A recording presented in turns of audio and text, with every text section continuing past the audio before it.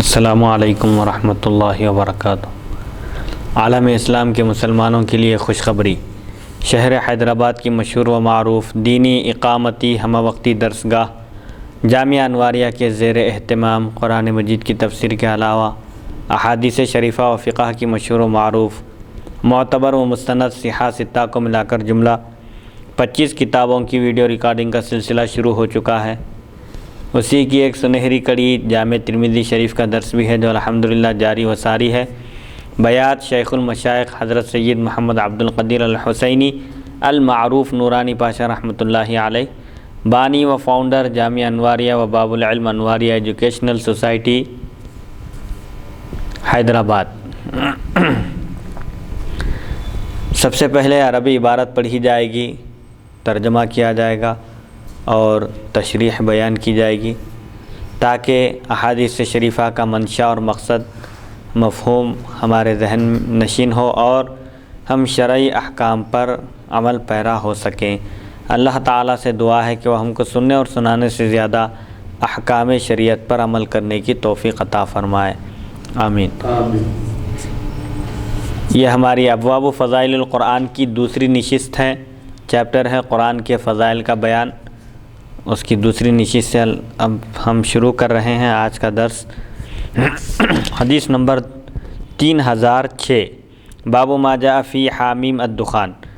حدثنا سفیان بن وکیع حدثنا زید بن حباب عن عمر بن ابی خثامہ عن یحیی بن ابی کثیر عن ابی سلمۃ عن ابی ہریرہ قال قال رسول اللہ صلی اللہ علیہ وسلم من قرأ حامیم الدخان فی لیلۃ اصبح یستغفر له 70,000 ملک۔ هذا حدیث غریب لا نعرفه الا من هذا الوجہ وعمر بن ابی خثام یضعف قال محمد هو منکر الحدیث۔ سورہ دخان کی فضیلت کا بیان۔ 25ویں پارے میں سورہ ہے، 3 رکوع پر مشتمل سورہ دخان، اس کی فضیلت بتائی جا رہی ہے۔ حضرت ابو ہریرہ رضی اللہ عنہ سے روایت ہے، جو آدمی رات کے وقت سورہ دخان پڑھے اس کی صبح اس حالت میں ہوتی ہے کہ 70,000 فرشتے اس کے لیے مغفرت طلب کرتے ہیں۔ جو شخص رات میں، اب اس کے بعد والی حدیث میں آ رہا ہے کہ شب جمعہ کی شب یعنی جمعرات کا دن ختم ہونے کے بعد جمعہ کی جو شب آتی ہے، اس میں جو شخص سورہ دخان کی تلاوت کرتا ہے تو اس کے لیے 70,000 فرشتے اللہ تعالیٰ کی بارگاہ میں مغفرت طلب کرتے ہیں۔ یہ فضیلت، یہ درجہ اس کو حاصل رہے گا کہ فرشتے اس کے لیے اللہ کی بارگاہ میں مغفرت طلب کریں گے۔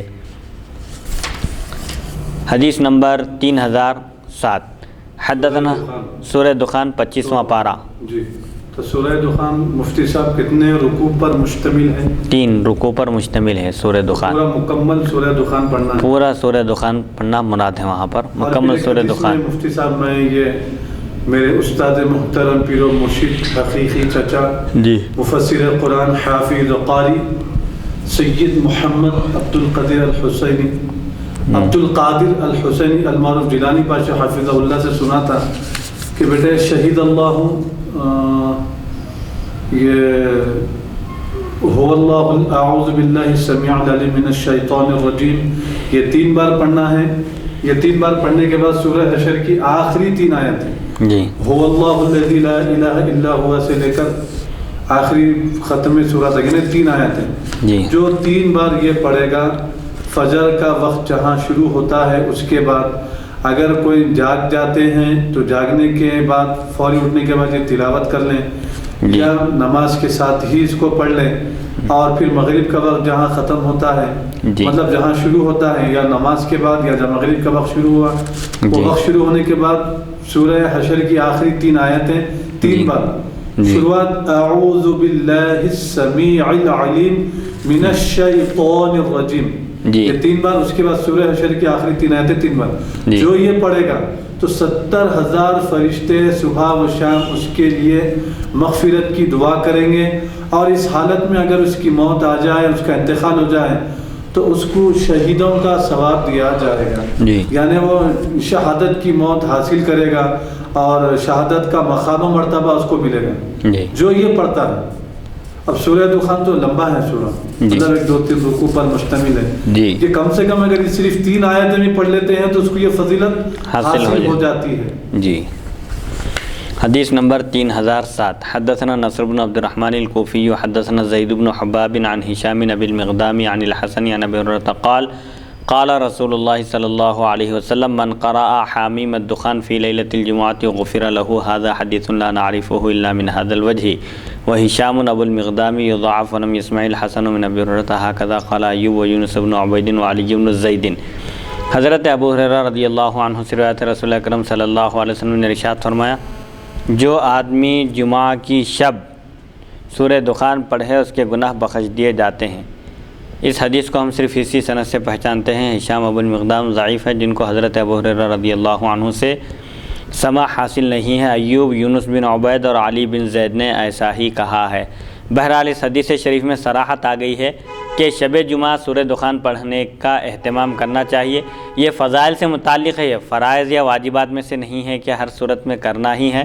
جو فضیلت حاصل کرنا چاہتا ہے، فرائض ادا کرنے کے بعد اللہ کا تقرب حاصل کرنا چاہتا ہے تو یہ بڑی اچھی بات ہے اس کے لیے.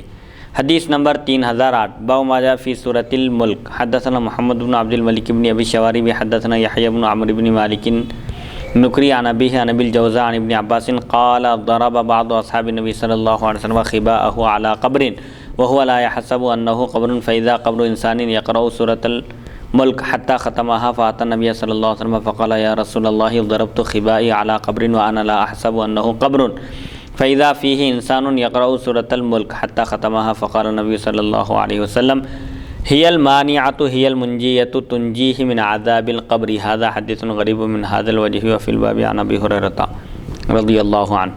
سورہ ملک کی فضیلت 29ویں پارے کا جو سب سے پہلا جو سورہ ہے سورہ ملک، اس کی بھی بڑی اہمیت ہے، بڑی فضیلت ہے. اس سورہ کو حضور اکرم صلی اللہ علیہ وسلم نے مانعہ اور منجیہ فرمایا. عذاب قبر سے روکنے والا سورہ، عذاب قبر سے نجات دلانے والا سورہ. حضرت ابن عباس رضی اللہ عنہما سے روایت ہے، فرماتے ہیں کسی صحابی نے ایک قبر پر خیمہ نصب کیا. ان کو معلوم نہیں تھا کہ وہ قبر ہے، نادانستہ طور پر، نہ جانتے ہوئے، ان کو پتہ نہیں تھا، معلوم نہیں تھا کہ وہ قبر ہے. انہوں نے وہاں پڑاؤ ڈالنے کے لیے، رکنے کے لیے، قیام کرنے کے لیے خیمہ نصب کیا. اچانک کیا دیکھتے ہیں کہ وہ ایک قبر ہے اور اس میں سورہ ملک کی تلاوت کی جا رہی ہے، یہاں تک کہ پڑھنے والے نے اسے ختم کیا. ایک خبر پر خیمہ نصب کیا لیکن ان کو معلوم نہیں تھا کہ وہ قبر ہے. خیمہ میں ڈیرا لگا، ایک شامیانہ نصب کیا. ان کو اندازہ نہیں تھا، معلوم نہیں تھا کہ وہ قبر ہے. کبھی ہوتا ہے نشان مٹ جاتا ہے قبر کا، کوئی تختی نہیں ہوتی یا کوئی دیوار وغیرہ، جو بھی قبر کی جو علامت نشانی ہوتی ہے وہ نہ ہونے کی وجہ سے کبھی برابر ہو جاتی ہے، قبر مسطح ہو جاتی ہے زمین کے برابر، اس سے معلوم نہیں ہوتا، پتہ نہیں لگایا جا سکتا. تو ایسے ہی ایک صحابی کو ان کو معلوم نہیں تھا، انہوں نے وہاں پر ایک خیمہ نصب کیا، ڈیرا ڈالا. تو اچانک کیا دیکھتے ہیں کہ اس میں وہاں ایک قبر ہے اور ایک انسان ہے جو سورہ ملک کی تلاوت کر رہا ہے، یہاں تک کہ اس نے پورے سورہ ملک کی تلاوت کی، سورہ کو ختم کیا. تو صحابی نبی کریم صلی اللہ علیہ وسلم کی خدمت میں حاضر ہوئے اور عرض کیا یا رسول اللہ صلی اللہ علیہ وسلم، میں نے ایک قبر پر اپنا خیمہ نصب کیا، ڈیرا ڈالا، اس حال میں کہ میں نہیں سمجھتا تھا، نہیں جانتا تھا کہ وہ قبر ہے. تو اچانک کیا دیکھتا ہوں کہ اس میں ایک انسان ہے جو سورہ ملک پڑھ رہا ہے، یہاں تک کہ اس نے اس کو ختم کیا، سورہ ملک مکمل پڑھا. تو نبی کریم صلی اللہ علیہ وسلم نے فرمایا کہ وہی سورہ مانعہ ہے. وہ سورہ ملک کیا ہے؟ عذاب قبر سے بچانے والا سورہ ہے، اور اس کا ایک نام منجیہ بھی رکھا گیا، عذاب قبر سے جو نجات دلانے والا ہے. اسی لیے عشاء کی نماز کے بعد سورہ ملک پڑھنے کا اہتمام کرنا چاہیے. اس کی فضیلت بھی آئی ہے کہ عذاب قبر سے محفوظ رہنا ہے تو سورہ ملک کی تلاوت کا اہتمام کرنا چاہیے پابندی کے ساتھ. مانعہ اور منجیہ کا مطلب؟ مانعہ روکنے والی اور منجیہ کے معنی نجات دلانے والی. سورہ کی صفت ہے روکنے والا سورہ، عذاب قبر کو روکنے والا. منجیہ کے معنی عذاب قبر سے نجات دلانے والا سورہ ہے کہ جو شخص عشاء کی نماز کے بعد روزانہ سورہ ملک کی تلاوت کا اہتمام کرتا ہے وہ عذاب قبر سے محفوظ رہے گا. تو اس حدیث شریف سے یہ بات معلوم ہوتی ہے کہ عذاب قبر سے حفاظت کا طریقہ سورہ ملک کی تلاوت کا اہتمام ہے، اور اللہ کے جو نیک متقی پرہیزگار بندے ہیں وہ اپنی قبروں میں زندہ ہیں اور وہ عبادت بھی کرتے ہیں، تلاوت بھی کرتے ہیں. ثابت بن اسلم البنانی کا بھی واقعہ ہے جو حضرت انس رضی اللہ عنہ کے شاگرد ہیں. وہ قبر میں نماز پڑھنے کی خواہش تھی، رکھتے تھے، تو ان کو اللہ تعالیٰ نے اس کا موقع عنایت فرمائے، وہ اپنی قبر میں نماز بھی پڑھتے ہیں۔ تو یہ بزرگان دین کے واقعات ہیں جو اللہ کے نیک متقی پرہیزگار بندے ہیں، ان کی عبادت اور ذکر کا سلسلہ برابر جاری و ساری رہتا ہے۔ موت اور حیات کوئی معنی نہیں رکھتے، رکاوٹ ان کے لیے نہیں بنتے۔ یعنی اس حدیث شریف سے یہ بات معلوم ہو رہی ہے کہ اللہ کے نیک بندے مرنے کے بعد بھی قبروں میں زندہ ہیں اور تلاوت قرآن کرتے ہیں، تلاوت بھی کرتے ہیں، عبادت بھی، یعنی اللہ کے ذکر میں مصروف رہتے ہیں جی۔ یعنی اس بات کی وضاحت ہو رہی ہے، دلیل ہے اور ثبوت ہے جی اس بات کا کہ اللہ کے ولی، اللہ کے نیک بندے مرنے کے بعد قبروں میں زندہ رہتے ہیں۔ جی، زندہ رہتے ہیں بول کر ہی تو تلاوت کر رہے ہیں نا۔ ہاں، یہاں پورا ذکر بھی ہے کہ سورہ ملک پڑھ رہے تھے اور پورا ختم ہونے تک رکے نہیں۔ حدیث نمبر 3900۔ معافی چاہتا ہوں مفتی صاحب، جی۔ اور ایک سوال میرا یہ ہے، دیکھیے آپ، روکنے والا، عذاب سے روکنے والا اور نجات دلانے والا، جی، یہ دو میں فرق کیا ہے؟ دیکھیے نجات دلایا جا رہا ہے عذاب سے اور روکا جا رہا ہے، قریب کے معنی ہیں۔ نجات دلانے کا مطلب کیا یہ ہے مفتی صاحب کہ ہمیشہ کے لیے دوزخ کے عذاب سے نجات دلانے والا سورہ، جی، اور پھر عارضی طور پر روکنے والا خبر کے عذاب۔ جی، دونوں کا مفہوم قریب ایک ہی ہے۔ عربی زبان میں اتنی وسعت ہے کہ ایک ہی معنی کو ادا کرنے کے لیے مختلف طریقے، مختلف الفاظ استعمال کیے جاتے ہیں۔ مانیہ کے معنی بھی وہی ہے کہ عذاب قبر کو، بندے سے عذاب کو روکنے والا، اور منجیہ کے معنی بھی وہی ہے، نجات دلانے والا، یعنی عذاب قبر سے بندہ محفوظ ہو جاتا ہے، عذاب قبر سے روک دیا جاتا ہے اس سورے کی تلاوت کا اہتمام کرنے کی وجہ سے۔ مفہوم میں کچھ فرق نہیں ہے، مانیہ کہیے یا منجیہ کہیے، نجات دلانے والا سورہ یا عذاب سے روکنے والا۔ نجات بھی کسے دینے والا؟ عذاب قبر سے نجات دلانے والا سورہ۔ مانیہ کے معنی بھی وہی ہے، عذاب قبر کو روکنے والا، قبر والے سے عذاب کو روکنے والا۔ حدیث نمبر 3009۔ حدثنا محمد بن بشار حدثنا محمد بن جعفر حدثنا شعبۃ عن قتادۃ عن عباس الجشمی عن ابی ہریرہ عن نبی صلی اللہ علیہ وسلم قال ان السورۃ من القرآن 30 آیۃ شفاعت لرجل حتى غفر له وهي تبارک الذی بیدہ الملک۔ ھذا حدیث حسن۔ حضرت ابو ہریرہ رضی اللہ عنہ سے روایت ہے، نبی کریم صلی اللہ علیہ وسلم نے ارشاد فرمایا، قرآن میں ایک ایسی صورت ہے جس کی 30 آیتیں ہیں۔ قرآن مجید میں ایک ایسا سورہ ہے جو 30 آیتوں پر مشتمل ہے، جس نے جو ایک پڑھنے والے آدمی کی سفارش کیا اور وہ بخش دیا گیا، اور وہ سورہ تبارک الذی بیدہ الملک ہے۔ حضور اکرم صلی اللہ علیہ وسلم سورہ ملک کی فضیلت اور اہمیت واضح کرتے ہوئے بیان فرماتے ہیں کہ قرآن مجید میں ایک ایسا سورہ ہے جو 30 آیتوں پر مشتمل ہے، جس نے اس سورے کی تلاوت کا اہتمام کرنے والی کی سفارش کی، جس کی وجہ سے اس کی مغفرت ہو گئی۔ تو بہرحال عشاء کی نماز کے بعد روزانہ سورہ ملک کی تلاوت کا اہتمام کرنا چاہیے تاکہ ہم عذاب قبر سے محفوظ رہیں۔ حدیث نمبر 3010۔ حدثنا حریم بن مسعر حدثنا الفضیل بن عیاض عن لیث عن ابی الزبیر عن جابر ان النبی صلی اللہ علیہ وسلم کان لا ینام حتی یقرأ الف لام میم تنزیل وتبارک الذی بیدہ الملک۔ ھذا حدیث رواہ غیر واحد عن لیث بن ابی سلیم مثل ھذا ورواہ مغیرۃ بن مسلم عن ابی الزبیر عن جابر عن النبی صلی اللہ علیہ وسلم نحو ھذا وروى زہیر قال قلت لأبی الزبیر سمعت من جابر یذکر ھذا الحدیث فقال ابو الزبیر انما اخبرنیہ صفوان او ابی بن صفوان وکأن زہیرا انکر ان یکون ھذا الحدیث عن ابی الزبیر عن جابر۔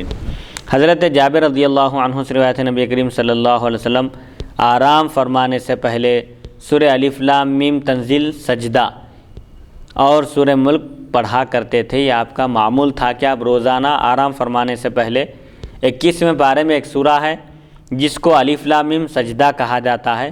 الف لام میم تنزیل الکتاب لا ریب فیہ من رب العالمین، اس کا آغاز ہوتا ہے الف لام میم سے۔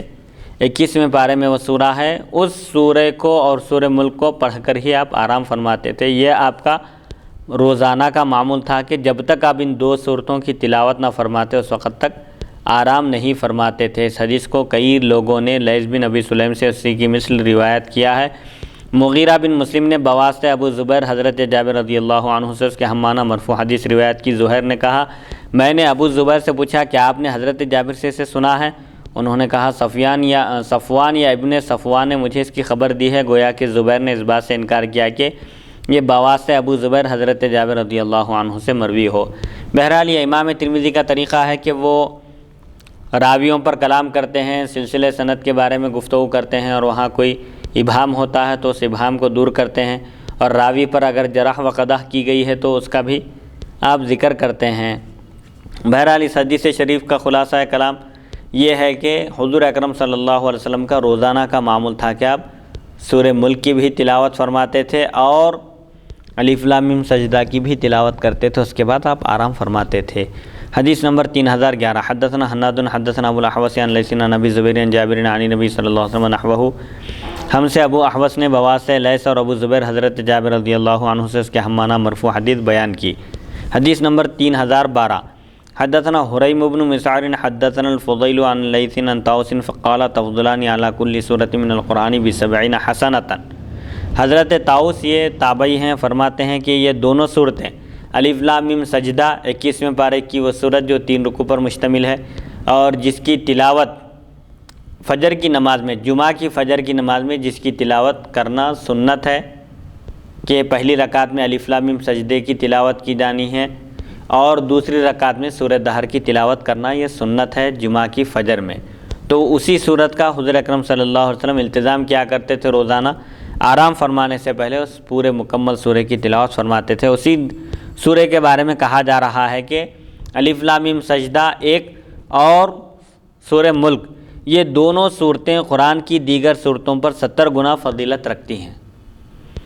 ہر ایک آیت کی اپنی جگہ ایک فضیلت ہے، لیکن خاص طور پر ان دو صورتوں کو قرآن مجید کی دوسری صورتوں پر 70 گنا اضافہ فضیلت حاصل ہے، 70 گنا نیکیاں ان دو صورتوں کو زیادہ حاصل ہے۔ یہ اللہ تعالیٰ نے ان کو یہ خصوصیت عطا فرمائی ہے۔ حدیث نمبر 3013 باب ما جاء فی اذا زلزلت حدثنا محمد بن موسى الجرشي البصري حدثنا الحسن بن سلم بن صالح العجلي حدثنا ثابت البناني عن انس بن مالك قال قال رسول الله صلى الله عليه وسلم من قرأ اذا زلزلت عدلت له بنصف القرآن ومن قرأ قل يا ايها الكافرون عدلت له بربع القرآن ومن قرأ قل هو الله احد عدلت له بثلث القرآن۔ هذا حديث غريب لا نعرفه الا من حديث هذا الشيخ الحسن بن سلم وفي الباب عن ابن عباس۔ سورہ زلزال کی فضیلت۔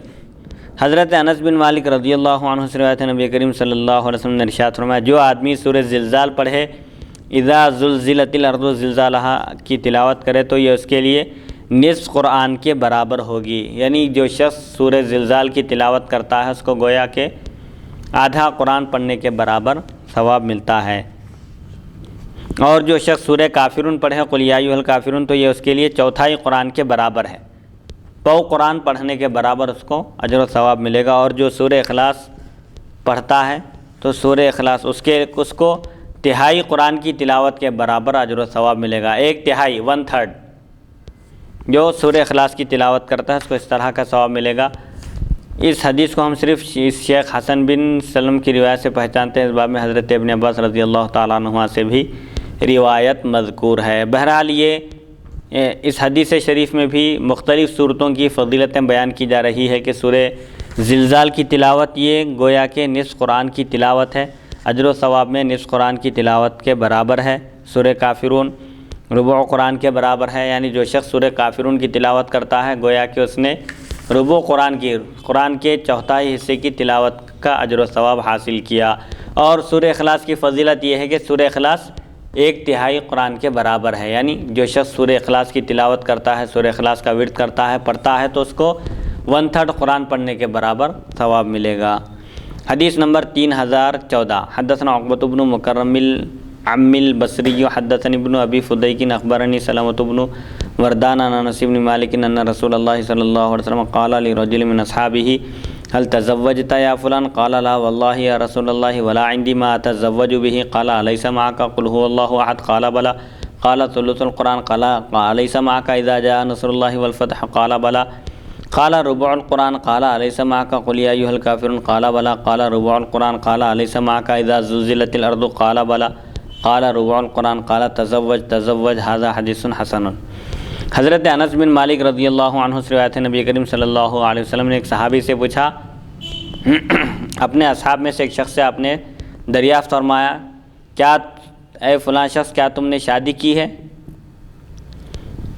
تو اس شخص نے عرض کیا یا نہیں اللہ کی قسم یا رسول اللہ صلی اللہ علیہ وسلم، اور میرے پاس وہ چیز ہے ہی نہیں جس کے ذریعے میں شادی کر سکوں، پیسے ہی نہیں ہیں میرے پاس مہر باندھنے کے لیے، مہر ادا کرنے کے لیے۔ تو حضور اکرم صلی اللہ علیہ وسلم نے فرمایا کیا تمہیں سورہ اخلاص یاد نہیں ہے؟ کیا تمہارے ساتھ سورہ اخلاص نہیں ہے؟ یعنی کیا تم کو قل هو اللہ احد یاد نہیں ہے؟ تو اس شخص نے عرض کیا کیوں نہیں، ضرور یاد ہے۔ تو آپ نے فرمایا اور کیا ہونا ہے؟ ثلث القرآن، 1/3 قرآن تمہارے ساتھ ہے، 1/3 حصہ، اس سے بڑھ کر اور کیا چاہیے؟ پھر آپ نے پوچھا کیا تمہارے ساتھ اذا جاء نصر اللہ والفتح سورہ نصر نہیں ہے؟ یعنی کیا تم کو سورہ نصر یاد نہیں ہے؟ تو اس شخص نے عرض کیا کیوں نہیں، بلا ضرور یاد ہے مجھے تو آپ نے فرمایا کہ یہ ربع قرآن ہے، قرآن کا 1/4 حصہ ہے، یہ وہ 1/3 ہے، یہ 1/4 ہے۔ پھر آپ نے فرمایا کیا تمہارے ساتھ قل یا ایھا الکافرون نہیں ہے، سورہ کافرون یاد نہیں ہے کیا پوچھے؟ اس شخص نے عرض کیا کیوں نہیں؟ تو آپ نے فرمایا ربع القرآن، سورہ کافرون بھی 1/4 قرآن ہے، وہ 1/4 یہ 1/4 آدھا ہو گیا، پھر وہ 1/3 ہے۔ پھر آپ نے پوچھا کیا تم کو اذا زلزلت الارض یاد نہیں ہے؟ تو اس شخص نے عرض کیا کیوں نہیں، برابر ضرور یاد ہے۔ تو آپ نے فرمایا وہ بھی 1/4 قرآن ہے۔ آپ نے فرمایا کہ اب شادی کرو، یہ حدیث حسن ہے۔ تو بہرحال احناف کے پاس مہر کی جو مقدار ہے اقل ترین کم سے کم 10 درہم ہے اور زیادہ کی کوئی حد نہیں ہے، اور امام شافعی رحمۃ اللہ علیہ کے پاس قرآن مجید کی صورتوں پر اگر کوئی حافظ قرآن ہے وہ نکاح کرنا چاہتا ہے، شادی کرنا چاہتا ہے، مہر ادا کرنے کے لیے پیسے نہیں ہے، تو ان کے پاس وہ تعلیم دے کر بیوی کو مہر ادا کر سکتا ہے، ان کے پاس تعلیم بھی مہر بن سکتی ہے، لیکن احناف کے پاس نہیں۔ احناف کے دلائل دوسری کتابوں میں موجود ہے کہ مہر مال ہی ہونا ضروری ہے۔ یہاں یہ حضور اکرم صلی اللہ علیہ وسلم کا اختیار ہے، آپ نے ان کو اجازت دی تھی، لیکن یہ عمومی حکم نہیں ہے۔ حدیث نمبر 3015 باب ما جاء فی سورۃ الاخلاص وفی سورۃ اذا زلزلت۔ حدثنا علی بن حجر حدثنا یزید بن ہارون حدثنا یمان بن المغیرۃ العنزی حدثنا عطاء عن ابن عباس قال قال رسول اللہ صلی اللہ علیہ وسلم اذا زلزلت تعدل نصف القرآن وقل هو اللہ احد تعدل ثلث القرآن وقل یا ایھا الکافرون تعدل ربع القرآن۔ هذا حدیث غریب لا نعرفه الا من حدیث یمان بن المغیرہ۔ سورہ اخلاص اور سورہ زلزال کی فضیلت کا بیان۔ حضرت ابن عباس رضی اللہ تعالی عنہما سے روایت ہے، رسول اکرم صلی اللہ علیہ وسلم نے ارشاد فرمایا سورہ زلزال، سورہ اخلاص، سورہ زلزال آدھی قرآن اور سورہ اخلاص 1/3 قرآن اور سورہ کافرون 1/4 قرآن کے برابر ہے۔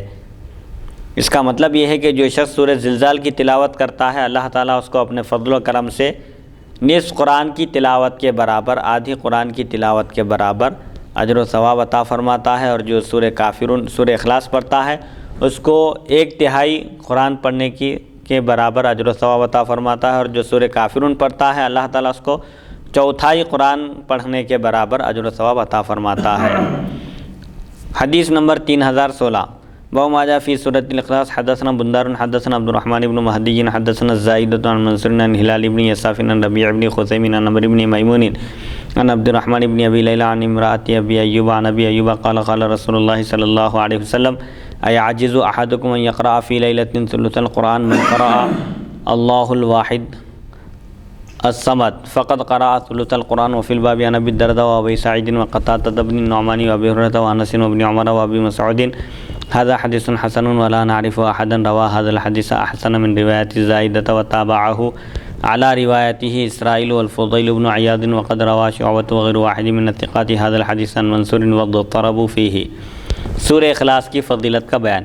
حضرت ابو ایوب انصاری رضی اللہ عنہ سے روایت ہے، رسول اکرم صلی اللہ علیہ وسلم نے ارشاد فرمایا کیا تم میں سے کوئی ایک رات کے وقت 1/3 قرآن پڑھنے سے عاجز ہے؟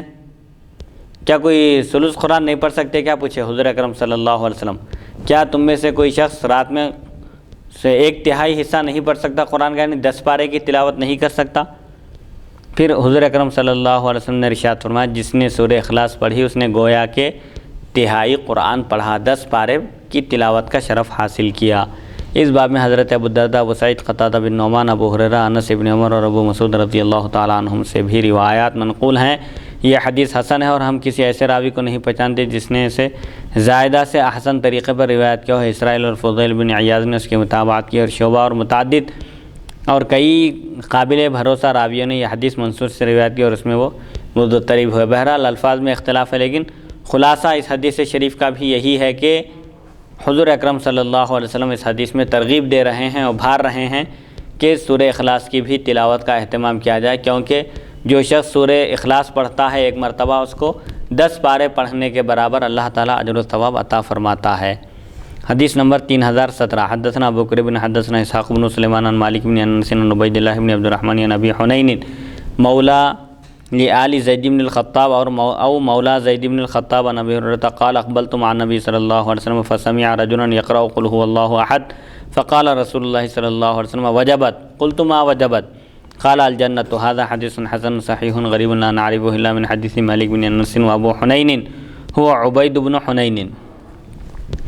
حضرت ابو ہریرہ رضی اللہ عنہ سے روایت ہے، فرماتے ہیں میں نبی کریم صلی اللہ علیہ وسلم کے ساتھ آگے بڑھا تو آپ صلی اللہ علیہ وسلم نے ایک آدمی کو قل هو اللہ احد سورہ اخلاص پڑھتے ہوئے سنا اور فرمایا واجب ہو گئی۔ میں نے عرض کیا چیز واجب ہو گئی؟ تو نبی کریم صلی اللہ علیہ وسلم نے ارشاد فرمایا جنت۔ جو سورہ اخلاص پڑھتا ہے صدق دل کے ساتھ، یکسوئی کے ساتھ، خشوع اور خضوع کے ساتھ، اور اس کے معانی کے اور اس سورہ کے تقاضوں کو پورا کرتا ہے، اس سورہ میں اللہ کی وحدانیت کا ذکر ہے، اس کی صمدیت کا ذکر ہے اور اس کے لم یلد ولم یولد ہونے کا ذکر ہے۔ تو بہرحال جو اس پر یقین رکھتا ہے، اعتقاد رکھتا ہے اور صدق دل کے ساتھ اس کی تلاوت کرتا ہے اور اس کے تقاضوں کو پورا کرتا ہے تو اس کے لیے جنت واجب ہو جاتی ہے۔ ابو حنین سے مراد عبید بن حنین ہے۔ حدیث نمبر 3018 حدثنا محمد بن مرزوق البصری حدثنا حاتم بن میمون ابو سہل عن ثابت البنانی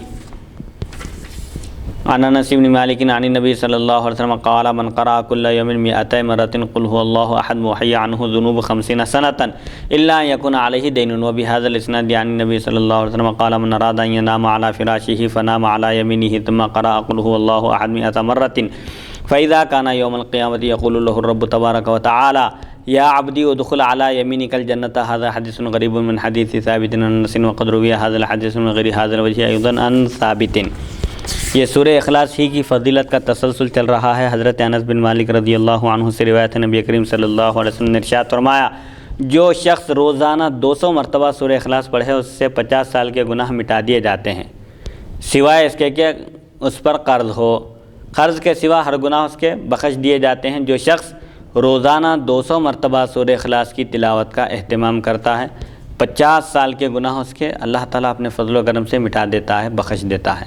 سبحان اللہ سبحان۔ اسی سند سے نبی کریم صلی اللہ علیہ وسلم سے مروی ہے، آپ صلی اللہ علیہ وسلم نے فرمایا جو شخص اپنے بستر پر سونے کا ارادہ کرے وہ دائیں پہلو پر لیٹ کر 100 مرتبہ سورہ اخلاص پڑھے تو قیامت کے دن اللہ تعالیٰ فرمائے گا اے میرے بندے اپنے دائیں جانب جنت میں داخل ہو جا۔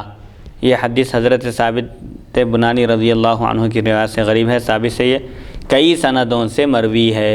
مطلب یہ ہے کہ جو بندہ سوتے وقت بھی دائیں پہلو لیٹ کر 100 مرتبہ سورہ اخلاص کی تلاوت کا اہتمام کرتا ہے، پابندی کرتا ہے، مواظبت کرتا ہے، استقامت کے ساتھ پڑھتا ہے تو اللہ تعالیٰ قیامت کے دن اس کو جنت میں داخل ہونے کا حکم دیتا ہے دائیں جانب سے۔ حدیث نمبر 3019 حدثنا محمد بن بشار حدثنا یحیی بن سعید حدثنا یزید بن کیسان حدثنی ابو حازم عن ابی ہریرہ قال قال رسول اللہ صلی اللہ علیہ وسلم احشدوا فانی ساقرأ علیکم ثلث القرآن قال فحشد من حشد ثم خرج رسول الله صلى الله عليه وسلم فقرأ قل هو الله أحد ثم دخل فقال بعضنا لبعض قال رسول الله صلى الله عليه وسلم فإني سأقرأ عليكم ثلث القرآن إني لأرى هذا خبر أجاءه من السماء ثم خرج نبي الله صلى الله عليه وسلم قال إني قلت سأقرأ عليكم ثلث القرآن لا وإنها تعدل بثلث القرآن۔ هذا حديث حسن صحيح غريب من هذا الوجه وأبو حازم الأشجعي اسمه سلمان۔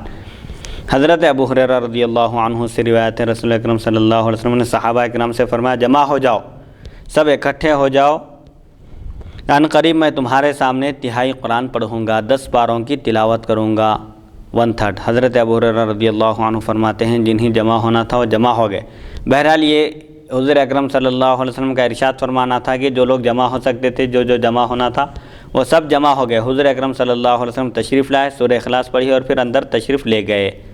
صحابہ کرام ایک دوسرے سے کہنے لگے حضور اکرم صلی اللہ علیہ وسلم نے تو فرمایا تھا کہ میں تہائی قرآن پڑھوں گا، ایسا معلوم ہوتا ہے کہ یہ خبر آپ کے پاس آسمان سے آئی ہے۔ رسول اکرم صلی اللہ علیہ وسلم پھر باہر تشریف لائے اور فرمایا میں نے کہا تھا نا کہ میں عنقریب تمہارے سامنے تہائی قرآن پڑھوں گا، 10 پاروں کی تلاوت کروں گا، 1/3 قرآن کی تلاوت ہوگی، تو آگاہ ہو جاؤ، سنو، یہ سورہ اخلاص تہائی قرآن کے برابر ہے۔ ایک مرتبہ سورہ اخلاص پڑھنا ایسے ہی ہے جیسے ایک شخص 10 پارے کی تلاوت کیا، اس کو اجر و ثواب ملے گا 10 پارے تلاوت کرنے کی طرح۔ اسی لیے آپ عام طور پر دیکھیں گے کہ یہاں حیدرآباد میں اور اطراف و اکناف میں جو مساجد ہیں اہل سنت و جماعت کی، وہاں پر فجر میں اور عصر میں فاتحہ کا اہتمام ہوتا ہے۔ اس میں فاتحہ میں یہی تو پڑھتے ہیں، ایک مرتبہ سورہ فاتحہ کی تلاوت کی جاتی ہے اور 3 مرتبہ سورہ اخلاص پڑھتے ہیں۔ اس طرح ایک مرتبہ مکمل قرآن کی تلاوت کرنے والے کی طرح اجر و ثواب ملتا ہے، کیونکہ سورہ اخلاص ایک مرتبہ پڑھنا ایسے ہے جیسے 10 پاروں کی تلاوت کرنا۔ تو بہرحال یہ تسلسل دیکھیے، احادیث مختلف صرف سورہ اخلاص کی فضیلت کے بارے میں آ رہی ہے، 7-8 حدیثیں ہو گئی ہیں اب تک الحمدللہ۔ تو بہرحال حضور اکرم صلی اللہ علیہ وسلم بھی صحابہ اکرام کو جمع کیا اور فرمایا کہ میں تم پر ثلث قرآن کی تلاوت کروں گا، 1/3 قرآن کی تلاوت ہوگی، لیکن آپ سورہ اخلاص ایک مرتبہ پڑھ کر پھر اندر حجرہ مبارک میں تشریف لے گئے۔ صحابہ پھر آپس میں گفتگو کی، پھر آپ باہر تشریف لا کر فرمائے کہ سنو، میں نے سورہ اخلاص کی تلاوت کی ہے اور وہ سورہ اخلاص ہی تہائی قرآن کے برابر ہے، 1/3 کے برابر، 1/3 ہے اس کا ثواب۔ حدیث نمبر 3020، حدثنا عباس بن محمد الدوری حدثنا خالد بن مخلد حدثنا سلیمان بن بلال حدثني سہیل بن ابی صالح عن ابی ہریرہ قال قال رسول اللہ صلی اللہ علیہ وسلم قل هو اللہ احد تعدل ثلث القرآن هذا حدیث صحیح۔ حضرت ابو ہریرہ رضی اللہ عنہ سے روایت ہے، نبی کریم صلی اللہ علیہ وسلم نے ارشاد فرمایا سورہ اخلاص تہائی قرآن کے برابر ہے۔ جو شخص سورہ اخلاص کی تلاوت کرتا ہے اللہ تعالیٰ اس کو اپنے فضل و کرم سے 10 پارے پڑھنے والے کے برابر اجر و ثواب عطا فرماتا ہے۔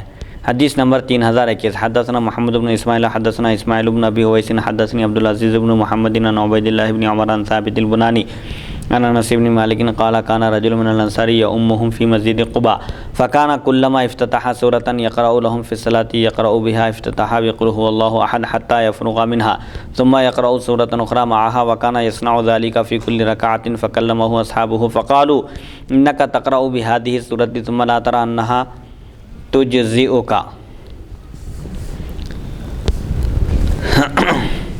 حتى تقرأ بسورة أخرى فإما أن تقرأ بها وإما أن تدعها وتقرأ بسورة أخرى قال ما أنا بتاركها إن أحببتم أن أؤمكم بها فعلت وإن كرهتم تركتكم وكانوا يرونه أفضلهم وكرهوا أن يؤمهم غيره فلما أتاهم النبي صلى الله عليه وسلم أخبره الخبر فقال يا فلان ما يمنعك مما يأمن به أصحابك وما يحملك أن تقرأ هذه السورة في كل ركعة فقال يا رسول الله إني أحبها فقال رسول الله صلى الله عليه وسلم إن حبها أدخلك الجنة۔ هذا حديث حسن غريب من هذا الوجه من حديث عبيد الله بن عمر عن ثابت البناني وقد روى مبارك فضالة عن ثابت البناني عن انس ان رجلا قال يا رسول الله إني أحب هذه السورة قل هو الله أحد قال إن حبك إياها يدخلك الجنة۔ حضرت انس بن مالک رضی اللہ عنہ فرماتے ہیں کہ انصاری مسجد قباء میں انہیں نماز پڑھایا کرتے تھے، امام تھے ایک انصاری صحابی، وہ نماز میں سورہ فاتحہ کے بعد کوئی سورہ پڑھنے لگتے تو پہلے سورہ اخلاص پڑھتے تھے۔ ان کی عادت تھی کہ امامت کرتے تھے اور ہر رکعت میں سورہ فاتحہ کے بعد سورہ اخلاص پڑھ کے اس کے بعد کوئی دوسرا سورہ پڑھتے تھے، پھر اس کے ساتھ کوئی دوسری صورت ملاتے اور وہ ہر رکعت میں ایسا ہی کیا کرتے تھے۔ ایک دن ان کے ساتھی کہنے لگے تم یہ سورہ پڑھتے ہو اور پھر اسے ناکافی سمجھ کر دوسرا بھی سورہ پڑھتے ہو، یا تو صرف یہی سورہ پڑھو یا اس سے چھوڑ کر کوئی دوسری سورت پڑھا کرو۔ مطلب یہ ہے کہ بھئی سورہ اخلاص جو پڑھتے ہر رکعت میں بجائے اس کے کام کرو، یا تو خالی سورہ اخلاص پڑھو یا نہیں تو اس کو چھوڑ دو، کوئی دوسرا سورہ پڑھو اس کی جگہ۔ بلکہ وہ صحابی کو بولے، امام صاحب کو، تو آپ کیا فرمائیں؟ وہ کہنے لگے میں ایسے نہیں چھوڑ سکتا، میرا جو معمول ہے، میرا جو پڑھنے کا طریقہ ہے، ہر رکعت میں سورہ فاتحہ کے بعد سورہ اخلاص پڑھوں گا، پھر اس کے ساتھ کوئی اور ایک سورہ ملا کر پڑھوں گا۔ اگر تم چاہو تو میں تمہاری امامت کروں گا، اور اگر تم ناپسند کرو میری امامت کو تو میں چھوڑ دوں گا۔ حالانکہ وہ لوگ انہیں افضل خیال کرتے تھے، وہ سب سے بہتر قاری قرآن حافظ قرآن سمجھتے تھے ان کو، اور وہ سب سے بہتر اور لائق تھے امامت کے، اسی لیے وہ لوگ ان کو ہٹانا بھی نہیں چاہتے تھے امامت سے، اور کسی دوسرے کی امامت کو وہ لوگ پسند نہیں کرتے تھے۔ بہرحال ان کے پیچھے ہی نماز ادا کرتے رہے۔ ایک دن نبی کریم صلی اللہ علیہ وسلم ان کے پاس تشریف لائے تو انہوں نے ساری بات بتا دی اور واقعہ عرض کر دیا آپ کی خدمت میں۔ تو آپ نے فرمایا فلاں ساتھیوں کی بات ماننے سے تمہیں کیا چیز روک رہی ہے؟ ساتھی جب کہہ رہے ہیں کہ سورہ اخلاص چھوڑ دو یا نہیں تو صرف سورہ اخلاص ہی پر اکتفا کرو، لیکن تم ہے کہ سورہ اخلاص بھی پڑھتے ہو اور اس کے ساتھ کوئی اور دوسرا سورہ بھی پڑھتے ہو، اور ہر رکعت میں یہ سورہ پڑھنے کی کیا وجہ ہے؟ ان سے پوچھے حضور اکرم صلی اللہ علیہ وسلم، تو انہوں نے عرض کیا یا رسول اللہ میں اس سورہ سے محبت کرتا ہوں، مجھے یہ سورہ پسند ہے، اس میں اللہ کی وحدانیت کا ذکر ہے، اس کے ایک ہونے کا ذکر ہے، یکتا ہونے کا ذکر ہے، اس کے بے نیاز ہونے کا ذکر ہے، اسی لیے یہ سورہ مجھے بہت پسند ہے۔ نبی کریم صلی اللہ علیہ وسلم نے فرمایا اس کی محبت اس شخص کو جنت میں لے جائے گی۔ سبحان اللہ۔ یہ حدیث حسن ہے اور بواسطہ عبداللہ بن عمر ثابت بنانی کی روایت سے غریب ہے۔ مبارک بن فضالہ بواسطہ ثابت بنانی حضرت انس رضی اللہ عنہ سے عرض کرتے ہیں کہ اس سے روایت کرتے ہیں کہ ایک شخص نے عرض کیا یا رسول اللہ صلی اللہ علیہ وسلم میں اس صورت یعنی سورہ اخلاص کو پسند کرتا ہوں، سورہ اخلاص سے محبت کرتا ہوں۔ تو آپ صلی اللہ علیہ وسلم نے ارشاد فرمایا تمہارا اس سورہ سے محبت کرنا تم کو جنت میں داخل کرے گا، جنت میں لے جائے گا۔ اس سورہ سے محبت کرنا جنت میں داخل ہونے کا سبب ہے۔ بہرحال سورہ اخلاص کی بڑی فضیلتیں ہیں۔ حدیث نمبر 3022 باب ما جاء فی المعوذتین۔ حدثنا بندار حدثنا یحیی بن سعید حدثنا اسماعیل بن ابی خالد اخبرنی قیس بن ابی حازم عن عقبۃ بن عامر الجہنی عن نبی صلی اللہ علیہ وسلم قال قد انزل اللہ علی آیات لم یرى مثلهن قل اعوذ برب الناس الى آخر السورۃ وقل اعوذ برب الفلق الى آخر السورۃ هذا حدیث حسن صحیح۔ معوذتین کی فضیلت، سورہ فلق اور سورہ ناس کو معوذتین کہا جاتا ہے، اللہ کی پناہ میں دینے والی صورتیں۔ بندہ اس صورت میں ان دو صورتوں میں اللہ کی پناہ میں آتا ہے، اس جب دو صورتوں کی تلاوت کرتا ہے۔ حضرت عقبہ بن عامر جوہنی رضی اللہ تعالیٰ عنہ سے روایت رسول اکرم صلی اللہ علیہ وسلم نے ارشاد فرمایا اللہ تعالیٰ نے مجھ پر چند ایسی آیتیں نازل کی ہیں جن کی مثال نہیں دیکھی گئی ہے، یعنی سورہ فلق اور سورہ ناس مکمل صورتیں مراد ہیں۔ حدیث نمبر 3023 حدثنا قتیبہ حدثنا ابن لہیعۃ عن یزید بن ابی حبیب عن علی بن رباح عن عقبۃ بن عامر قال امرنی رسول اللہ صلی اللہ علیہ وسلم ان اقرأ بالمعوذتین فی دبر کل صلاۃ ھذا حدیث حسن غریب۔ حضرت عقبہ بن عامر جوہنی رضی اللہ تعالیٰ عنہ فرماتے ہیں نبی کریم صلی اللہ علیہ وسلم نے مجھے ہر نماز کے بعد معوذتین سورہ فلق اور سورہ ناس پڑھنے کا حکم ارشاد فرمایا۔ یہ حدیث غریب ہے۔ بہرحال جادو ٹونے سے محفوظ رہنے کے لیے، شیطان کے شر اور اس کے وسوسے سے حفاظت کے لیے ان دو صورتوں کی بھی تلاوت کا اہتمام کرنا چاہیے، اور خاص طور پر رات میں سوتے وقت ان دو صورتوں کو پڑھ کر دم کر لینا چاہیے۔ حضور اکرم صلی اللہ علیہ وسلم بھی امام حسن اور امام حسین رضی اللہ عنہما کو پڑھ کر دم کیا کرتے تھے، ان دو صورتوں کی بھی تلاوت کرتے تھے۔ حدیث نمبر 3024 باب ما جاء فی فضل قاری القرآن۔ حدثنا محمود بن غیلان حدثنا ابو داود الطیالسی حدثنا شعبۃ و ہشام عن قتادۃ عن زرارۃ بن ابی اوفیٰ عن سعد بن هشام عن عائشة قالت قال رسول الله صلى الله عليه وسلم الذي يقرأ القرآن وهو ماهر به مع السفرة الكرام البررة والذي يقرأه قال هشام وهو شديد عليه قال شعبة وهو عليه شاق له أجران هذا حديث حسن صحيح۔ قرآن پڑھنے والے کی فضیلت کا بیان۔ حضرت عائشہ صدیقہ رضی اللہ عنہا سے مروی ہے نبی کریم صلی اللہ علیہ وسلم نے ارشاد فرمایا جو شخص قرآن پڑھے اس حال میں کہ وہ قرآن پڑھنے میں ماہر ہو، ماہر بھی ہو، روانی کے ساتھ پڑھ سکتا ہو، بغیر کسی دشواری کے اس کو تلاوت آتی ہو، تو وہ مقربین بزرگ اور نیک لوگوں کے ساتھ ہوگا۔ مقربین بارگاہ الہی کی قربت، ان کی رفاقت اور ان کی صحبت اس کو نصیب ہوگی، اور جو اسے پڑھے اس حال میں کہ اس کے لیے پڑھنا دشوار ہو، اٹک اٹک کر پڑھ رہا ہو، پڑھنے نہیں آتا لیکن پھر بھی وہ اپنی سی کوشش کر رہا ہے قرآن کی تلاوت کے لیے، تو اس کے لیے دگنا ثواب ہے، ڈبل اجر ہے۔ ہشام کی روایت میں شدت اور شعبہ کی روایت میں شاق کے الفاظ آئے ہیں۔ یہ حدیث حسن صحیح ہے، یعنی ایک شخص تلاوت کر رہا ہے لیکن تلاوت اس کے لیے دشوار ہے، مشکل ہے، اس کی زبان پر وہ الفاظ آ نہیں رہے ہیں، بڑی مشکل سے وہ قرآن کے الفاظ کو ادا کر رہا ہے، تو ایسے شخص کے لیے دوہرا اجر ہے جو مشکل ہونے کے باوجود قرآن کی تلاوت نہیں چھوڑ رہا ہے۔ حدیث نمبر 3025 حدثنا علی بن حجر اخبرنا حفص بن سلیمان عن کثیر بن زازان عن عاصم بن ضمرة عن علی بن ابی طالب قال قال رسول اللہ صلی اللہ علیہ وسلم من قرأ القرآن فاستظہرہ فأحل حلالہ وحرم حرامہ ادخلہ اللہ بہ الجنۃ وشفعہ فی عشرۃ من اہل بیتہ کلہم قد وجبت لہ النار ھذا حدیث غریب لا نعرفہ الا من ھذا الوجہ وليس له اسناد صحیح وحفص بن سلیمان ابو عمر بزاز کوفی یضعف فی الحدیث۔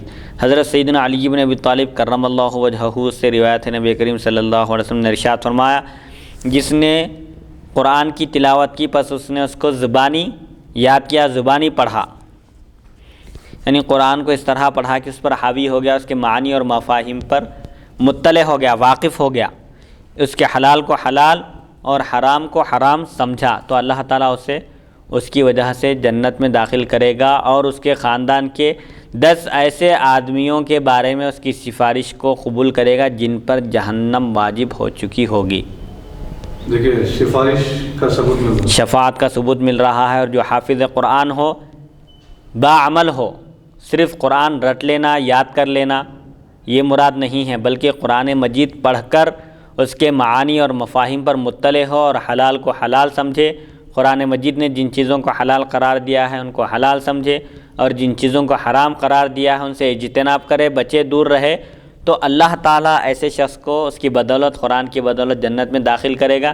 نہ صرف اس کو یہ اعزاز بخشے گا جنت میں داخل ہونے کا، بلکہ اللہ تعالیٰ اس کو اپنے فضل و کرم سے یہ بھی اختیار عطا فرمائے گا کہ اس کے اہل خاندان میں سے 10 ایسے اشخاص جن پر جہنم واجب ہو چکی ہوگی ان کے بارے میں اگر یہ سفارش کرے گا تو اللہ تعالیٰ حافظ قرآن کی جو باعمل ہو اس کی سفارش کو بھی قبول فرمائے گا۔ حدیث نمبر 3026 باب ما جاء فی فضل القرآن۔ حدثنا عبد بن حمید حدثنا حسین بن علی الجعفی حدثنا حمزة الزیات عن ابی المختار الطائی عن ابن اخی الحارث العوری عن الحارث العوری قال مررت في المسجد فاذا الناس يخوضون في الاحاديث فدخلت على علي فقلت يا امير المؤمنين الا ترى الناس قد خاضوا في الاحاديث قال وقد فعلوها قلت نعم قال اما اني سمعت رسول الله صلى الله عليه وسلم يقول الا انها ستكون فتنه فقلت ما المخرج منها يا رسول الله قال كتاب الله فيه نبأ ما قبلكم وخبر ما بعدكم وحكم ما بينكم وهو الفصل ليس بالهزل من تركه من جبار قسمه الله ومن ابتغى الهدى في غيره أضله الله وهو حبل الله المتين وهو ذكر الحكيم وهو صراط المستقيم هو الذي لا يزيغ به الأهواء ولا تلتبس به الألسنة ولا يشبع منه العلماء ولا يخلق عن كثرة الرد ولا تنقضي عجائبه هو الذي لم تنتهي الجن إذا سمعته حتى قالوا إنا سمعنا قرآنا عجبا يهدي للرشد فآمنا به من قال به صدقا ومن عمل به أجرا ومن حكم به عدلا ومن دعا إليه هدي إلى صراط مستقيم خذها إليك يا أعور هذا حديث غريب لا نعرفه إلا من حديث حمزة الزيات وإسناده مجهول وفي الحارث مقال۔ قرآن کی فضیلت کا بیان۔ حضرت حارث اعور فرماتے ہیں میں مسجد کے پاس سے گزرا تو کیا دیکھتا ہوں کہ لوگ دنیاوی باتوں میں مشغول ہیں، گفتگو ہو رہی ہے مسجد میں۔ پھر میں حضرت علی کرم اللہ وجہہ کی خدمت میں حاضر ہوا اور عرض کیا امیر المومنین کیا آپ نہیں دیکھتے لوگ باتوں میں مشغول ہو گئے ہیں، دنیاوی گفتگو ہو رہی ہے مسجد میں؟ تو آپ نے فرمایا کیا وہ ایسا کر رہے ہیں؟ کیا واقعتاً بات ایسی ہی ہے؟ تو میں نے عرض کیا ہاں جی ہاں بات اسی طرح ہے۔ تو آپ نے فرمایا میں نے رسول اکرم صلی اللہ علیہ وسلم سے سنا، آپ نے فرمایا آگاہ رہو ان قریب ایک فتنہ برپا ہوگا۔ میں نے عرض کیا یا رسول اللہ صلی اللہ علیہ وسلم اس فتنے سے بچنے کا طریقہ کیا ہے، اس فتنے سے حفاظت کیسے کریں ہم؟ تو آپ نے فرمایا اللہ کی کتاب کے ذریعے فتنے سے محفوظ رہو۔ کتاب اللہ میں تم سے پہلے اور بعد کی خبریں ہیں، پہلے والوں کی خبریں بھی بیان کی گئی ہیں اور بعد میں آنے والی خبریں بھی قرآن مجید میں بیان کی گئی ہیں۔ یہ تمہارے درمیان حکم ہے، فیصلہ کرنے والا ہے، یہ کتاب فیصلہ کرتی ہے، قول فیصل کہتی ہے، یہ کوئی مذاق نہیں ہے، یہ سنجیدہ کلام ہے، یہ اللہ کا کلام ہے۔ جس سرکش نے اسے چھوڑا اللہ تعالیٰ اسے تباہ و برباد کر دے گا، جو قرآن مجید کو چھوڑ دے گا، پس پش ڈال دے گا تو اللہ تعالیٰ اس شخص کو تباہ و تاراج کر دے گا۔ جس نے اس کے سوا کہیں اور ہدایت تلاش کی اللہ تعالیٰ اسے گمراہ کر دے گا۔ ہدایت بھی ملے گی قرآن مجید سے۔ اگر کوئی قرآن مجید کو چھوڑ کر کسی اور جگہ ہدایت کو تلاش کرے گا، ہدایت طلب کرے گا تو اللہ تعالیٰ اس کو راہ راست سے ہٹا دے گا، گمراہ کر دے گا۔ یہ اللہ کی مضبوط رسی ہے قرآن مجید، جس کو تھامنے کا حکم دیا گیا ہے، حکمت سے بھرپور ہے اور صراط مستقیم ہے، سیدھا راستہ ہے۔ سبحان اللہ. جسے نہ تو خواہشات ٹیڑھا کر سکتی ہیں اور نہ ہی اسے زبانیں خلط ملط ہو سکتی ہیں. مطلب یہ ہے کہ کوئی قرآن مجید کے احکام کو بدل نہیں سکتا. قرآن مجید تو قرآن مجید ہے، ایک حرف میں بھی کوئی تبدیلی نہیں کر سکتا. قرآن مجید اللہ کا کلام ہے، اللہ نے خود اس کو نازل کیا ہے اور وہی خود اس کی حفاظت کا ضامن ہے. سابقہ کتابوں میں تحریف ہو گئی اور کوئی بھی اس کے حافظ نہیں ہوتے تھے، ایکاد اس کے حافظ ہوا کرتے تھے، لیکن اللہ تعالیٰ نے قرآن مجید کی حفاظت کا ذمہ لیا ہے اور حفاظ کرام کے سینے میں قرآن مجید کو محفوظ فرما دیا ہے. اور پھر ہدایت کا بھی ذریعہ قرار دیا. ہدایت کا بھی ذریعہ ہے، ہدایت بھی ہونا ہے قرآن میں ملے گی، نجات بھی قرآن میں ملے گی، کامیابی، فوز و فلاح دنیا اور آخرت کی ہر چیز قرآن مجید میں موجود ہے. علماء اس سے سیر نہیں ہوتے. مطلب یہ ہے کہ علماء قرآن مجید کا جتنا مطالعہ کرتے جائیں گے، جتنی اس کی تلاوت کرتے جائیں گے اور جتنا اس کے معانی اور مفاہیم پر غور و فکر کرتے چلے جائیں گے، اتنے ہی دروازے ان پر کھلتے چلے جائیں گے. اسی لیے تفسیر کی کتابوں میں لکھا ہوا ہے کہ قرآن مجید ایک بحر ذخار ہے، ایک ایسا گہرا سمندر ہے جس کا کوئی ساحل نہیں ہے. بے شمار قیمتی اس کے اندر موتیاں ہیں. غوطہ زن کی ضرورت ہے، جس کے اندر ہمت ہو وہ غوطہ لگائے اور قرآن مجید کے جواہر، ہیرے جواہرات کو باہر لائے.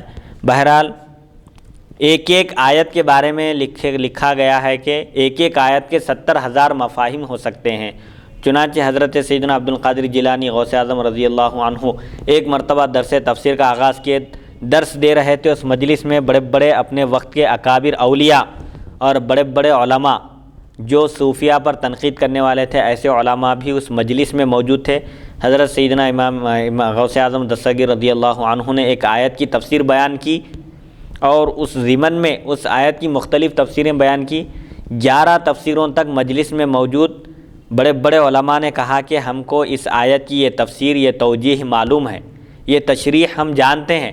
لیکن 11 کے بعد علماء خاموش ہو گئے. حضرت پیران پیر غوث اعظم دستگیر رضی اللہ عنہ نے تقریباً ایک آیت کی 40 تفسیریں بیان کی. اس کے بعد آپ نے فرمایا کہ اب تک یہ ظاہری تفسیر تھی، شریعت کی روشنی میں تفسیر تھی، اب ہم قال سے حال کی طرف آتے ہیں، شریعت سے طریقت کی طرف آتے ہیں، ظاہر سے باطن کی طرف آتے ہیں.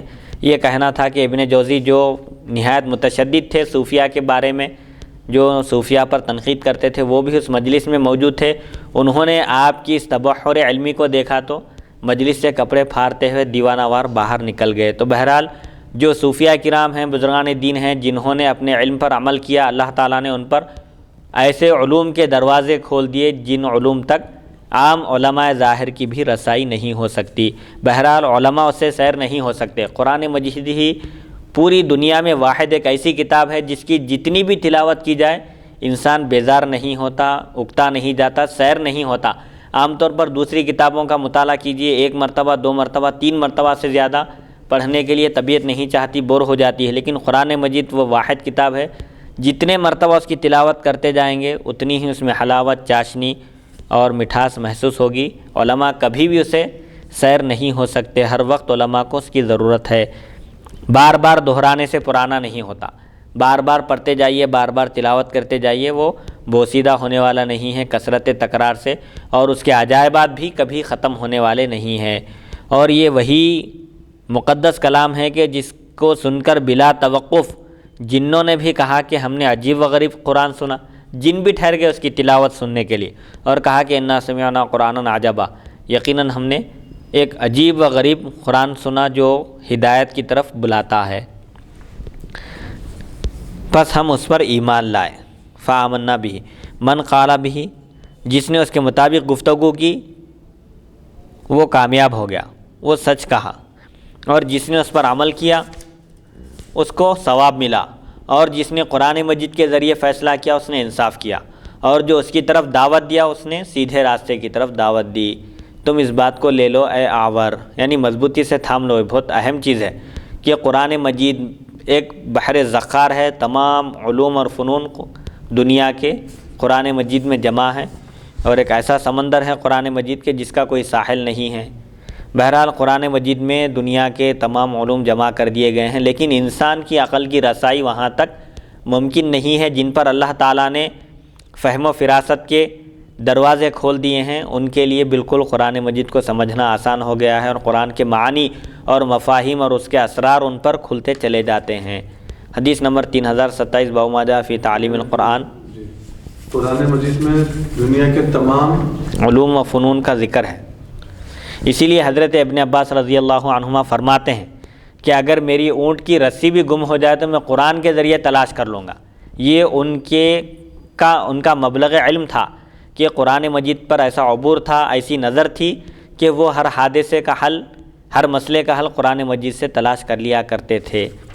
حدیث نمبر 3027 باب ما جاء فی تعلیم القرآن۔ حدثنا محمد بن غیلان حدثنا ابو داود انبأنا شعبة اخبرني علقمة بن مرثد قال سمعت سعد بن عبیدة يحدث عن ابي عبد الرحمن عن عثمان بن عفان ان رسول الله صلی اللہ علیہ وسلم قال خيركم من تعلم القرآن وعلمه قال ابو عبد الرحمن فذاك الذي اقعدني مقعدي هذا وعلم القرآن في زمن عثمان حتى بلغ الحجاج بن یوسف هذا حدیث حسن صحیح۔ تعلیم قرآن کا بیان۔ حضرت عثمان بن عفان رضی اللہ عنہ سے روایت نبی کریم صلی اللہ علیہ وسلم نے ارشاد فرمایا تم میں سے بہترین شخص وہ ہے جو قرآن سیکھے اور سکھائے۔ ابو عبد الرحمن فرماتے ہیں یہی وجہ ہے کہ میں اس مقام یعنی مسند تدریس پر بیٹھا ہوا ہوں۔ ابو عبد الرحمن نے حضرت عثمان رضی اللہ عنہ کے زمانے سے قرآن پڑھانا شروع کیا جو حجاج بن یوسف کے دور تک جاری رہا۔ یہ حدیث حسن صحیح ہے۔ بہرحال اس حدیث شریف میں اس شخص کے لیے خیریت کی گواہی دی جا رہی ہے کہ جو قرآن مجید سیکھے، قرآن پڑھنا سیکھے تجوید کے ساتھ، ترتیل کے ساتھ، اس کے قواعد کے ساتھ، اور پھر اس پر عمل بھی کرے اور دوسروں کو بھی سکھائے، ایسا شخص سب سے بہترین ہے حضور اکرم صلی اللہ علیہ وسلم کے ارشاد گرامی کے مطابق۔ چنانچہ ایک صحابی فرماتے ہیں کہ اسی وجہ سے میں مسند ارشاد پر، مسند تدریس پر متمکن ہوا، اور حضرت عثمان غنی رضی اللہ عنہ کے زمانے سے حجاج بن یوسف کے زمانے تک آپ درس قرآن دیتے رہے۔ تقریباً حضرت عثمان غنی رضی اللہ عنہ غالباً 23 ہجری میں آپ خلافت کی ذمہ داری سنبھالے، تو 23 ہجری سے لے کر حجاج بن یوسف کا دور غالباً 70 ہجری کے بعد کا ہے شاید۔ بہرحال ایک طویل عرصے تک آپ تعلیم قرآن کی خدمت انجام دیتے رہے۔ حدیث نمبر 3028 حدثنا محمد بن غیلان حدثنا بشر بن السری حدثنا سفیان ان علقمة بن مرثد عن ابي عبد الرحمن عن عثمان قال قال رسول الله صلی اللہ علیہ وسلم خيركم وافضلكم من تعلم القرآن وعلمه هذا حديث حسن صحيح۔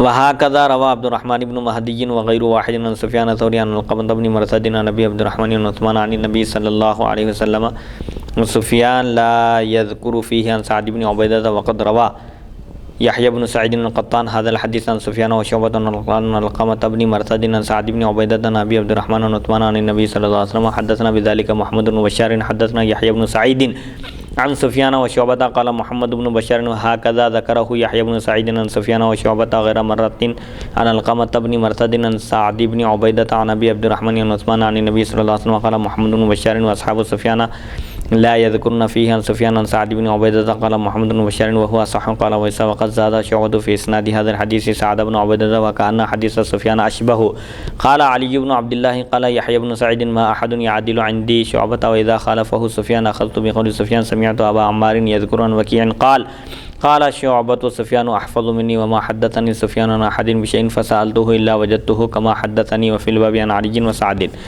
حضرت عثمان غنی رضی اللہ عنہ سے مروی ہے رسول اکرم صلی اللہ علیہ وسلم نے ارشاد فرمایا تم میں بہتر یا فرمایا تم میں افضل فضیلت والا وہ ہے جو قرآن سیکھے اور سکھائے۔ یہ حدیث حسن صحیح ہے۔ عبد الرحمن وغیرہ نے بواسطہ سفیان ثوری، علقمہ بن مرثد اور ابو عبد الرحمن حضرت عثمان غنی رضی اللہ عنہ سے اسی طرح مرفوعاً روایت کیا ہے۔ اس میں سفیان نے سعد بن عبیدہ کا ذکر نہیں کیا۔ یحییٰ بن سعید نے یہ حدیث بواسطہ سفیان، شعبہ، علقمہ بن مرثد، سعد بن عبیدہ اور ابو عبد الرحمن حضرت عثمان غنی رضی اللہ عنہ سے مرفوعاً روایت کی ہے۔ امام ترمذی فرماتے ہیں ہم سے یہ حدیث محمد بن بشار نے بواسطہ یحییٰ بن سعید، سفیان و شعبہ سے بیان کی۔ محمد بن بشار کہتے ہیں یحییٰ بن سعید نے اسی طرح سفیان اور شعبہ دونوں کے واسطے سے روایت کی، جس میں سعد بن عبیدہ کا واسطہ مذکور ہے، لیکن سفیان کے شاگرد حضرت سفیان سے اس واسطے کو ذکر نہیں کرتے۔ محمد بن بشار کہتے ہیں یہی زیادہ صحیح ہے۔ امام ترمذی فرماتے ہیں شعبہ کے نزدیک اس روایت میں سعد بن عبیدہ کا واسطہ ہے، گویا کہ سفیان کی حدیث قیاس کے زیادہ مطابق ہے۔ علی بن عبداللہ یحییٰ بن سعید کا قول نقل کرتے ہیں کہ میرے نزدیک کوئی شخص شعبہ کے برابر نہیں، لیکن جہاں وہ سفیان کے قول کی مخالفت کریں تو میں سفیان کا قول اختیار کرتا ہوں۔ میں نے ابو عمار سے سنا، انہوں نے وکیع سے نقل کیا کہ شعبہ نے فرمایا سفیان مجھ سے زیادہ حافظ ہیں، مجھ سے زیادہ یاد رکھنے والے ہیں۔ سفیان نے مجھ سے جو حدیث بھی بیان کی اسے میں نے ایسے ہی پایا جیسے انہوں نے نقل کی بیان کی۔ اس باب میں حضرت علی رضی اللہ تعالیٰ عنہ اور حضرت سعد رضی اللہ عنہ سے بھی روایات مذکور ہیں۔ بہرحال امام ترمذی کے طریقے کے مطابق وہ سند پر کلام کرتے ہیں، سند میں راویوں کا ذکر آتا ہے، کہیں کوئی راوی چھوٹ جاتے ہیں اور کسی اور سند میں ایک راوی کا اضافہ ہو جاتا ہے، اس کی تفصیل بھی آپ بیان کرتے ہیں۔ اچھا، یہ قرآن مجید میں دنیا کے تمام علوم و فنون ہیں جی، تو وہ حدیث نمبر کون سی ہے مفتی صاحب؟ 26 ہے، 3026۔ 3026۔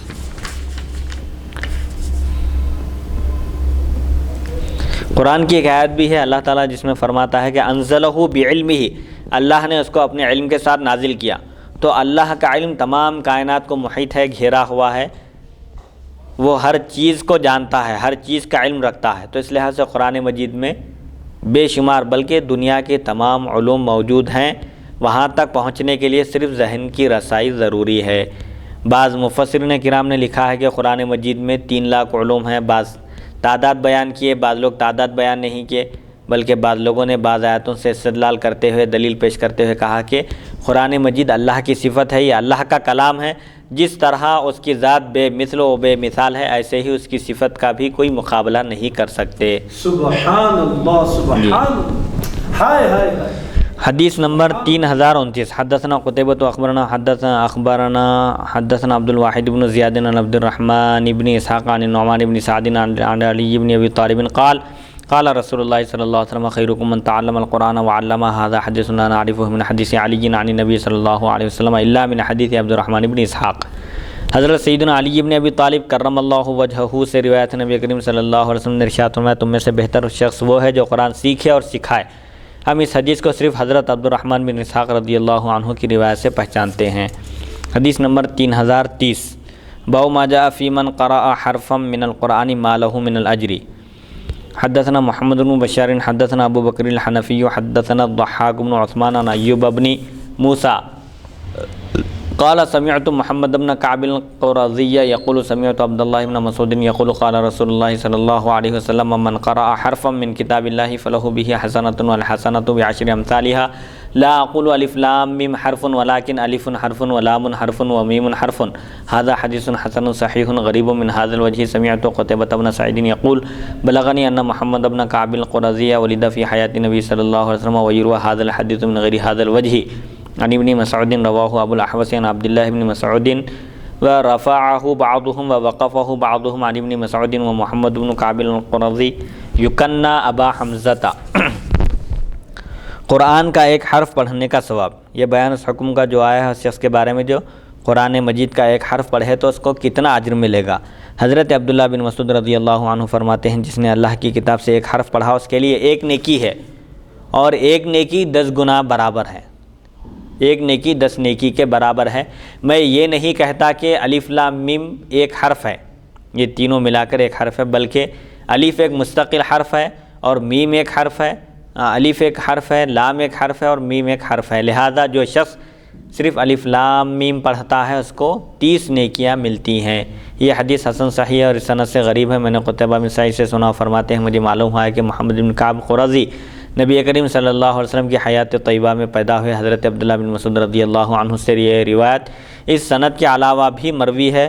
ابو احوص نے حضرت عبداللہ بن مسعود رضی اللہ تعالیٰ عنہ سے روایت کیا، حضرت عبداللہ بن مسعود رضی اللہ عنہ سے بعض نے مرفوع اور بعض نے موقوف روایت کی ہے۔ مرفوع اس روایت کو کہتے ہیں جس کی سند نبی کریم صلی اللہ علیہ وسلم تک پہنچتی ہو، اور موقوف اس کو کہتے ہیں جس کی سند صرف صحابی تک پہنچتی ہو۔ محمد بن کعب قرظی رضی اللہ تعالیٰ عنہ کی کنیت ابو حمزہ ہے۔ حدیث نمبر 3031۔ حدثنا نصر بن علی الجہضمی حدثنا عبد الصمد بن عبد الوارث حدثنا شعبۃ عن عاصم عن ابی صالح عن ابی ہریرہ عن النبی صلی اللہ علیہ وسلم قال یجیء صاحب القرآن یوم القیامۃ فیقول یا ربی حلہ فیلبس تاج الکرامۃ ثم یقول یا ربی زدہ فیلبس حلۃ الکرامۃ ثم یقول یا ربی ارضى عنه فيرضى عنه فيقال له اقرأ وارقى ويزاد بكل آية حسنة هذا حديث حسن۔ حضرت ابو ہریرہ رضی اللہ عنہ سے روایت ہے نبی کریم صلی اللہ علیہ وسلم نے ارشاد فرمایا قیامت کے دن صاحب قرآن آئے گا تو قرآن کہے گا، قرآن کی تلاوت کرنے والا، قرآن کے احکام پر عمل کرنے والا جب آئے گا تو قرآن کہے گا کہ اے رب اسے جوڑا پہنا، اس کو کپڑے بہترین لباس عطا فرما، چنانچہ اسے عزت کا تاج پہنایا جائے گا۔ پھر قرآن عرض کرے گا کہ اے رب اسے مزید پہنا اور مزید سرفراز فرما، نعمتوں سے بہراور فرما۔ پھر اسے عزت کا جوڑا پہنایا جائے گا، کرامت کا تاج اس کے سر پر رکھا جائے گا۔ پھر قرآن عرض کرے گا کہ اے رب اس سے راضی ہو جا، پس وہ اس سے راضی ہوگا اور اس سے کہا جائے گا، یعنی اللہ تعالیٰ حافظ قرآن سے جو قرآن کے احکام پر عمل کرنے والا ہے اس سے راضی ہوگا اور اس سے کہا جائے گا کہ پڑھتا جا اور چڑھتا جا، یعنی ایک ایک آیت پڑھتا جا اور جنت کے ایک ایک زینے پر سیڑھی پر چڑھتا جا، ترقی کے منازل طے کرتا جا، ہر آیت کے بدلے اسے ایک نیکی بڑھائی جائے گی۔ بہرحال جیسے قرآن کی تلاوت کرتا جائے گا منازل طے کرتا جائے گا اور نیکیوں کا بھی اس کو ذخیرہ ملے گا۔